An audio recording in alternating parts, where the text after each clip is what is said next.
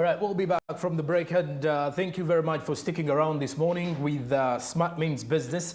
It is time for us to get into the topic of discussion. And ours entirely today will be looking at youth empowerment in the country. Just a few days back when we were looking at the celebrations of the International Youth Day and how the Ugandan youth should be looked at as a key priority in even the budget allocations by the government. So these are some of the discussions that we're going to be looking at greatly. And then this morning, we're going to be discussing more about this particular one. And I'm joined by a gentleman. I think he's also a youth representative in that way. And good morning. Many thanks for joining us. Good morning, Chair. How are you, sir? The viewers out there, more of yourself and then for the viewers to understand. So good morning, viewers. My name is Ivan Otim. I work with the Youth Coalition for Electoral Democracy, but I'm also a policy analyst in the youth lens. Yeah, thank you. Okay, Ivan, now let's start with the issue of the celebration of the Youth Day. Yeah. How was it? Because I need to first of all understand what theme did it have, and was it celebrated according to the way you thought it would be? So the Youth Day theme was intergenerational solidarity, and in the in the Ugandan perspective was the role of young people in the parish development model. Oh, okay. That was the theme of the International Day. But from the aspect of government, yes, government decided, for reasons known to them, because they haven't come up to let the young people know the reasons, to shift the day from the initial 12th of August to refer the date probably in a week's time from now. Okay. Yeah. So, and speaking of which, some youth were actually having some grievances regarding the fact that this time in celebrations were known what they expected, because the government did not prioritize it as a celebration. Yeah, so let me just drive it from the perspective that whereas we know the numbers in this country are youthful, we know that this country is one of the youngest countries, if not the youngest country in the world. Okay. And the population speaks it that if you have to have a country grow, then you have to have enough adequate investment in all sectors of the economy, and that must include young people. The International Day is just one of those days where young people come up to celebrate. First of all, to also ask government to maybe do more on some of the areas that concern them. But of course, again, also to celebrate their youthfulness, because the greatest potential of any country is its young people. Okay. And as Uganda, we must be able to celebrate this.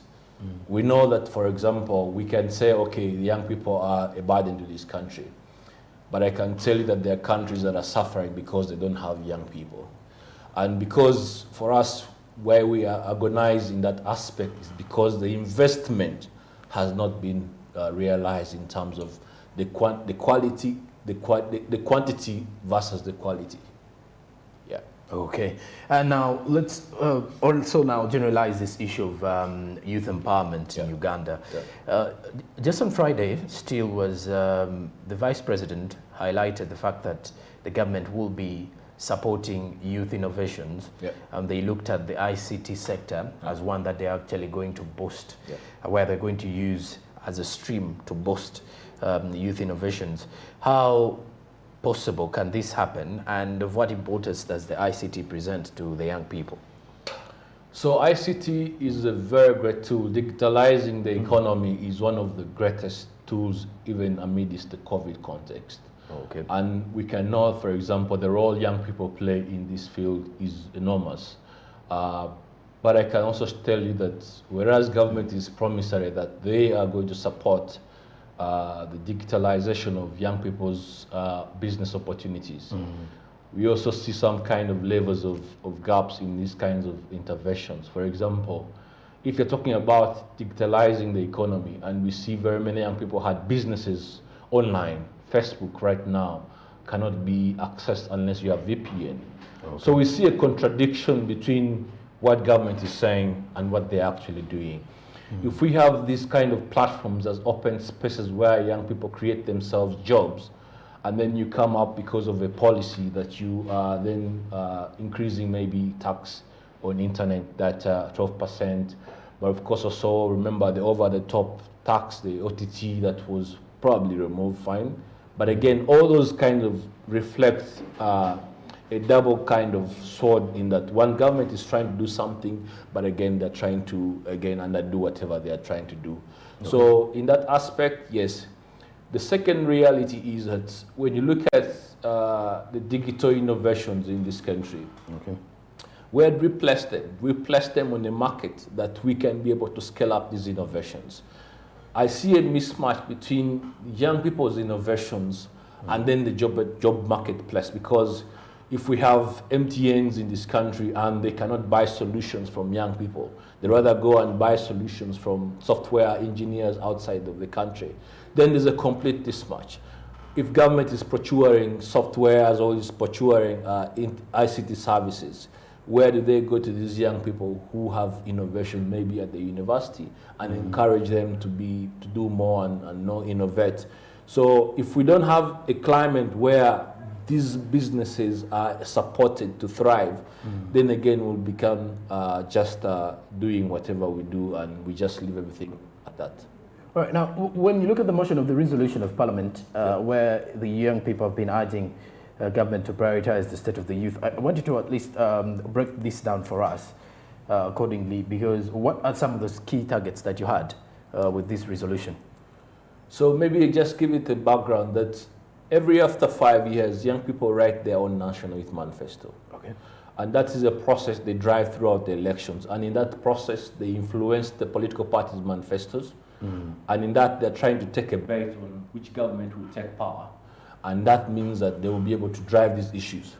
So after the elections, then we use those issues to push for advocacy issues and also inform a legislative agenda for young people on the floor of Parliament. Okay. So, and that is why also we come up with platforms like the Youth Parliament, but also the State of Youth Report, where we tell government that the reality of young people is like this.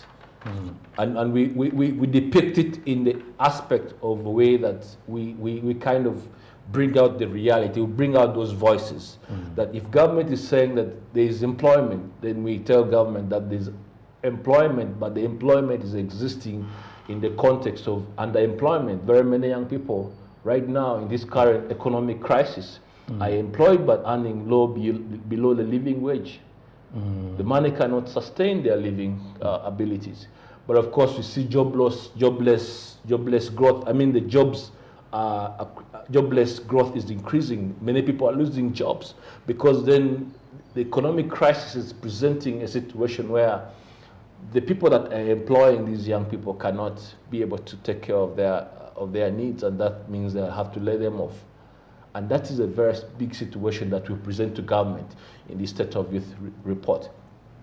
But also we see a rate of vulnerable employment, that very many of our young people, especially those who are going out on the diaspora to earn a living, are coming up with all forms of vulnerability, sexual molestations. Some of them are killed. Okay. So these kinds of reason is what we project in the State of Youth report, and we tell government that this is what we are actually telling you in the eyes of young people. Now, on the sector of trade and manufacturing, the young people also thinking they should be represented ably under that particular sector. Where do you feel the youth haven't been represented under this sector, and at least you need to see their voice heard from that as well? From the aspect of trade, now, when you look at the environment right now, we see businesses growing from the aspect of push factors than pull factors. Okay. By the push factors, I meaning that many people are starting businesses from survival. That I have to do this so that I can survive. But from the pull factors, the environment would have been is that if we had COVID bring us a very big problem, and we have young people innovate, Then government says, okay, these innovations can be upscaled. The private sector says these innovations can be upscaled. And then this innovation can create more opportunities. Now that becomes a pull factor. That means there has to be someone who either does two things. Government can do an incentive environment for these businesses to grow. And then the private sector can also create an environment where they can nurture these businesses to thrive. But when you have businesses started on survival, then you don't see any growth. That's why we have businesses not meeting their 21st, their first birthday, and then they cannot meet their second birthday. Because then the taxation system is retrogressive against these businesses. So whereas we know that taxation is a very good player in an economy, if we have young people enterprising, if we have young people growing their enterprises and wanting them to grow, then we must be able to have a fair taxation system for them to be able to thrive their enterprises.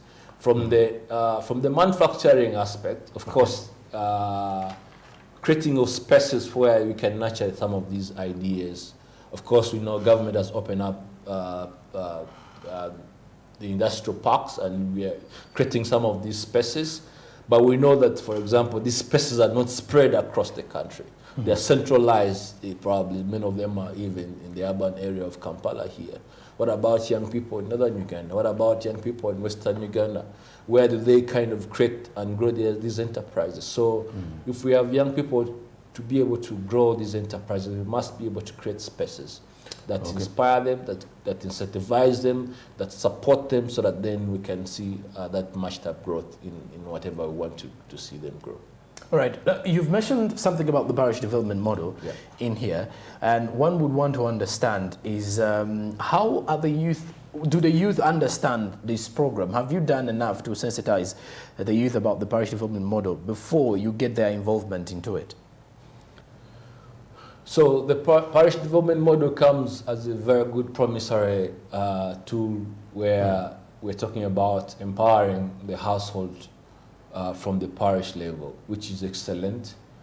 But of course, if we don't have a very clear implementation methodology, then again, the parish development model may fail just like other programs have failed. But I want to be optimistic in this way that, for example, if we are going to have a success of the PDM in the 7 pillars, if I'm not mistaken, across those 7 pillars, if we can be able to match up opportunities for young people. Of course, government promises a 30% of the PDM funds across, which again, we argue that it's still a narrative in there. It's not defined within the implementation.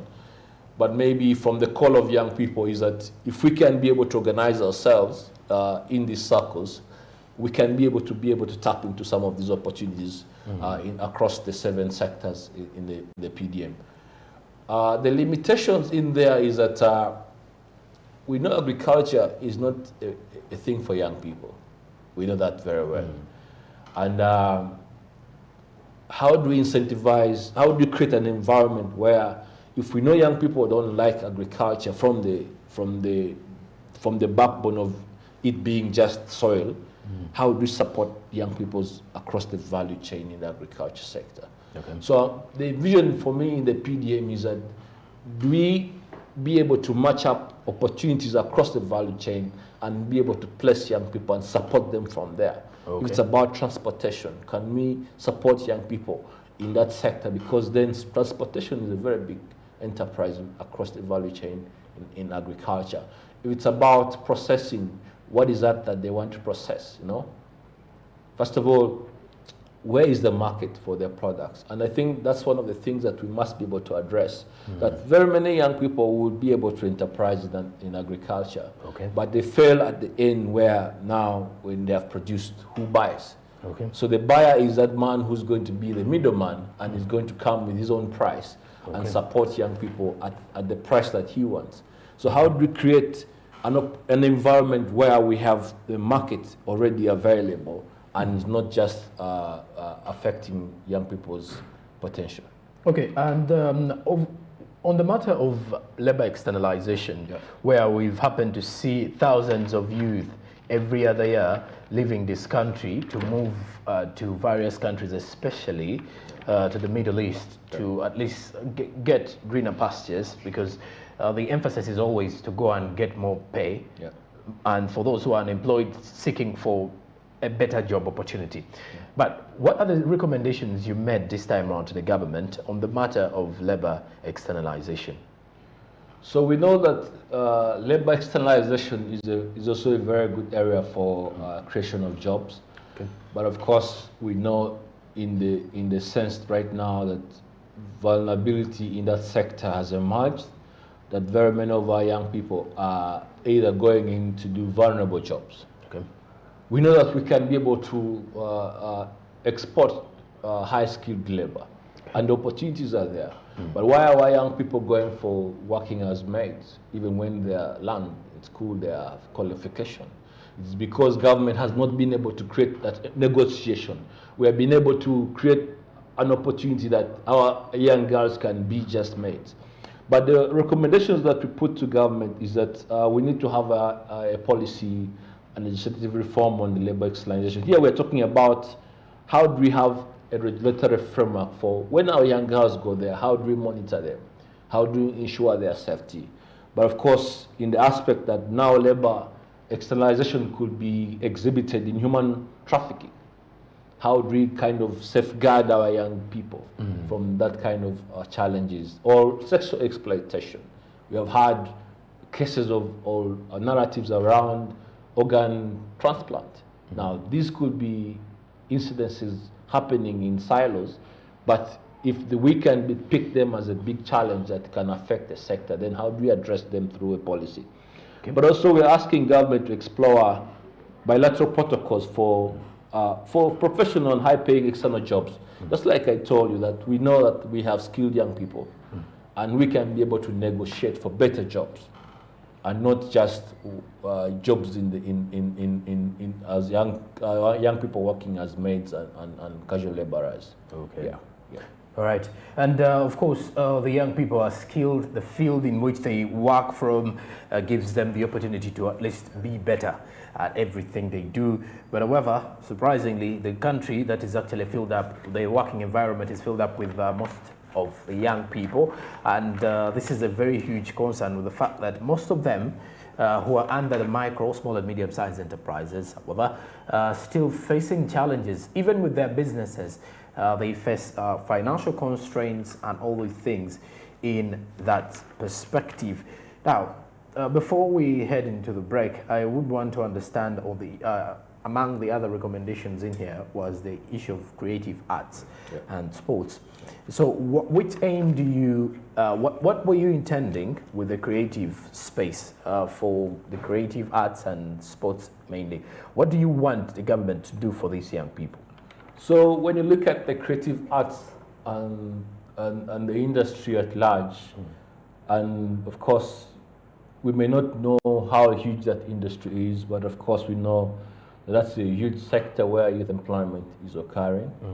But of course, you also know that's a huge sector where taxes are paid.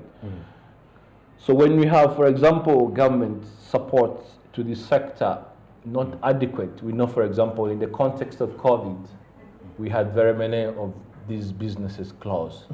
So after COVID, the expectation was to have an opportunity where government creates a ground where they could be able to support some of these ideas. Okay. Because now we're talking about a sector that has an employment of a huge sector of a good young numbers of people. For example, it's approximately 12,460 according to UBOS. Okay. That's a huge sector. And we're talking about the music enterprise, the film, the video producers, the audiovisual media crafts, performing arts, the stages, the photography, video halls, the fashion houses, the creation facility. That's a huge sector.